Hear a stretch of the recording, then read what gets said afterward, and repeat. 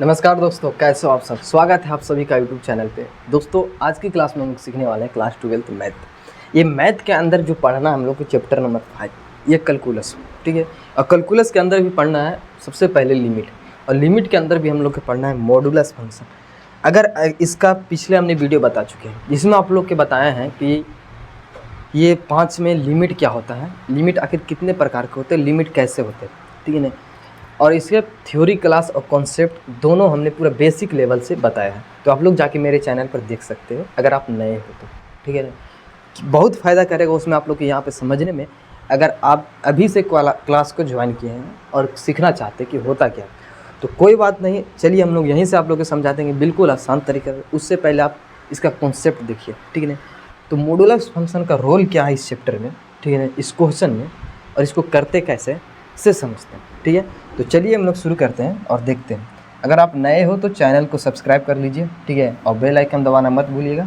देखिए ये रहा क्वेश्चन नंबर 8, ठीक है। क्वेश्चन नंबर 8 में देखा जाए तो क्वेश्चन इसमें भी मोड है, ठीक है। अगर थ्योरी क्लास में आप देखें तो उसमें भी हम बताए थे, ठीक है, मोड को ओपन कैसे करना। एक चीज़ आप क्वेश्चन को पहले समझ लीजिए कि इसके में हो क्या रहा है, ठीक है। पहले ये समझिए।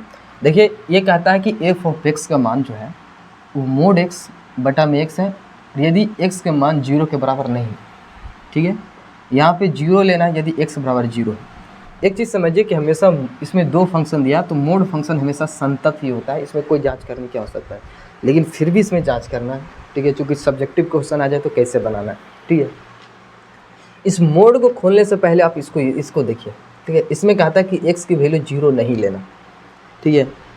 एक्स के मान 0 के बराबर नहीं हो सकता है, तो इसका मतलब है कि ये वो तो 0 से छोटा भी हो सकता है या फिर 0 से बराबर भी नहीं, सॉरी, बड़ा हो सकता है। तो x के मान यहाँ पे क्या कहता है से समझिए। x के मान तुम 0 से बड़ा भी लिख सकते हो, 0 से छोटा, बस आप लोग के 0 के बराबर नहीं लेना है, यही क्वेश्चन कह रहा है, ठीक है। तो कहने का मतलब है कि यदि ये मोड खुलता है तो ये दो चीज़ लेके आता है, एक लेके आता है 0 से बड़ा, एक लेके आता है 0 से बड़ा छोटा, ठीक है। तो यदि 0 से बड़ा होगा तो संख्या पॉजिटिव में होता है, आप लोग के बताए हैं, और 0 से छोटा होगा तो नेगेटिव में चल जाता है। तो इस मोड खुलेगा दो चीज़ में, पहले ये आप लोग समझ गए, ठीक है। अब चलिए इस मोड को खोलते हैं। देखिए मोड को खोलने का तरीका का चीज़, ठीक है। पहले ये समझिए कि मोड आखिर ओपन कैसे होता है, ठीक है। देखिए पहले समझते हैं कि एफ ऑफ एक्स को हम खोल सकते हैं इस प्रकार, ठीक है।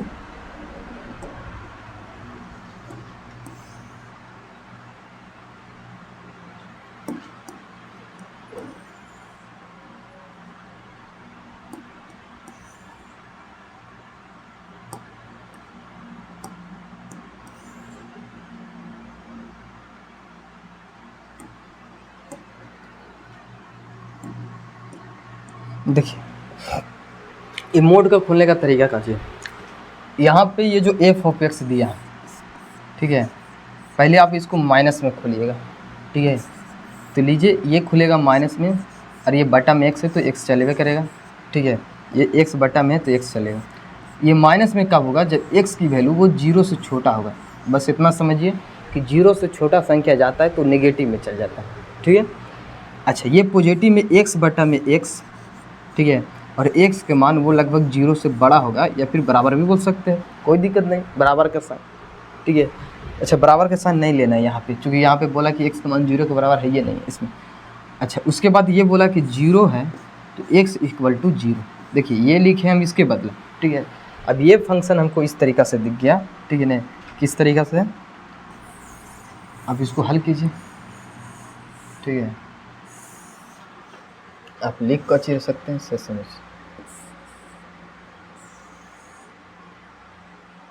अब देखिए इस फंक्शन को ध्यान से देखना है, ठीक है। ये समझिए कि एफ ऑफ एक्स,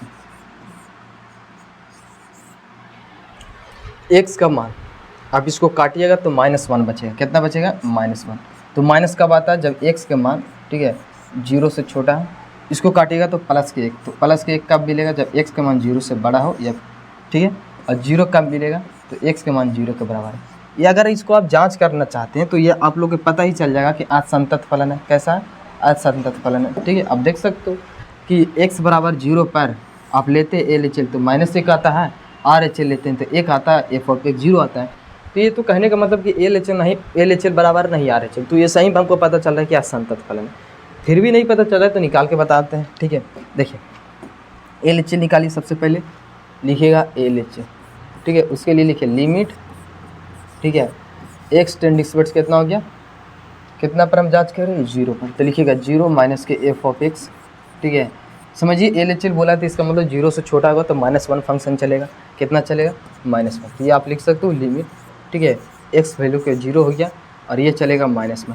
इसमें x नहीं है तो इसका डायरेक्ट आंसर -1 हो जाएगा। सेम तरीका है कि आप RHS निकालिए, RHL, तो RHL निकालने के लिए लिखेगा लिमिट, ठीक है, x टेंडिंग हो गया 0, प्लस का सीन दीजिए, इससे पता चलेगा कि f ऑफ x, प्लस का चिन्ह देते तो इससे पता चलता है 0 से बड़ा, तो 0 से बड़ा आप लोग के फंक्शन ये दिख रहा है, 1 दिख रहा है, तो आप यहाँ पे लिखिएगा फलन की जगह पर कि f ऑफ x, ठीक है, लिमिट x टेंडिंग कितना हो गया 1, यहाँ पे लिखिएगा कितना 1।